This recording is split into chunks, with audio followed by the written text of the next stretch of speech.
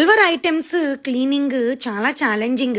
Especially మనకి ఈ పండగ సీజన్లో ఒక పెద్ద పాట్లోని వాటర్ బాయిల్ అయ్యాక కొంచెం salt, baking soda 1 or 2 spoons, డాన్ కని ఎనీ క్లీనింగ్ సోప్ మనం డిషెస్ కడుక్కుంటాం కదా అవే బాగా బాయిల్కి వచ్చిన తర్వాత ఇలాగ సిల్వర్ ఫాయిల్ని బాల్స్ లాగా చుట్టి నేనైతే స్టవ్ కట్టేసాను. తర్వాత కట్టేసి ఇలాగ నాకు కావలసిన సిల్వర్ ఐటమ్స్ అన్నీ క్లీన్ చేయాల్సినవి అందులో వేసి అన్ని డైరెక్షన్స్లో డిప్ అయ్యేటట్టు ఒక్కసారి స్పూన్తోని కదిలిచ్చి ఒక 10 minutes సోక్ చేయాలి వాటిల్లో.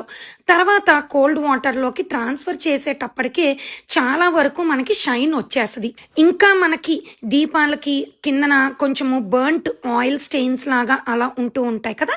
అండ్ గంట కూడా నేను అన్ని సిల్వర్ ఆర్టికల్స్ కన్నా కొంచెం తక్కువ క్లీన్ చేస్తాను కాబట్టి నేను లాస్ట్లో ఏం చేశానంటే కొంచెం కోల్గేట్ పౌడర్, ఒక మంచి టూత్ బ్రష్ పెట్టి ఆ హార్డ్ స్టెయిన్స్ అన్ని ఒక్కసారి క్లీన్ చేసేసాను. చాలా తక్కువ ఐటమ్స్ మనకి ఇలాగ కోల్గేట్ పౌడర్ వేసి మనం క్లీన్ చేయాల్సి వస్తుంది. మిగతా ఐటమ్స్ అన్నీ చాలా ఈజీగా క్లీన్ అయిపోతాయి. ఈ మెథడ్ ఓన్లీ మనకి రెగ్యులర్ సిల్వర్ ఆర్టికల్స్కే వర్క్ అవుతాయి.